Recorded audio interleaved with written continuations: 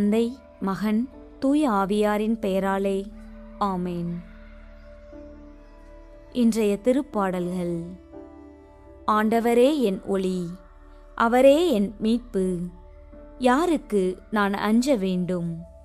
ஆண்டவரே என் உயிருக்கு அடைக்கலம், யாருக்கு நான் நடுங்க வேண்டும்?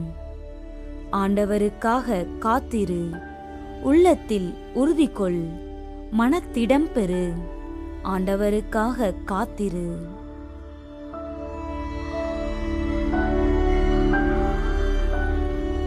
எங்கள் அடைக்கலமும் கோட்டையுமான இறைவா, இந்த இனிய மே மாதத்தின் 2ஆம் நாளுக்காக உமக்கு நன்றி கூறுகிறோம்.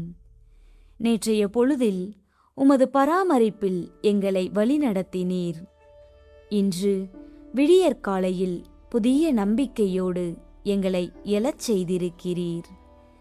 நீர் எமது வாழ்வில் செய்த அனைத்து நன்மைகளுக்காகவும், குறிப்பாக இக்கட்டான நேரங்களில் நீர் எங்களுக்கு அளித்த மன அமைதிக்காகவும் உம்மை போற்றுகிறோம்.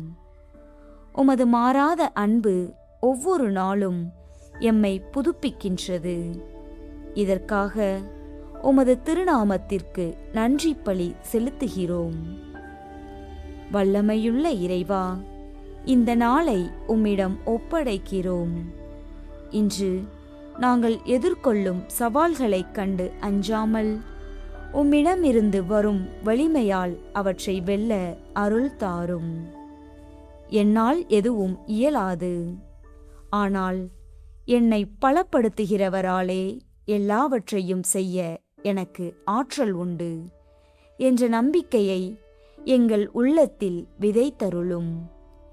எங்கள் எண்ணம், சொல், செயல் அனைத்தும் தூய்மையானதாக இருக்கட்டும். இன்று நாங்கள் செய்யும் ஒவ்வொரு சிறு காரியமும் உமது மகிமைக்காகவும் பிறரின் நலனுக்காகவும் அமைய எம்மை உமது கருவிகளாக மாற்றியருளும். இரக்கமுள்ள தந்தையே, இன்று மனக்கவலையாலும் எதிர்காலம் குறித்த பயத்தாலும் வாடிக்கொண்டிருக்கும் மக்களுக்காக மன்றாடுகிறோம். அவர்களுக்கு உமது விண்ணக அமைதியை தாரும்.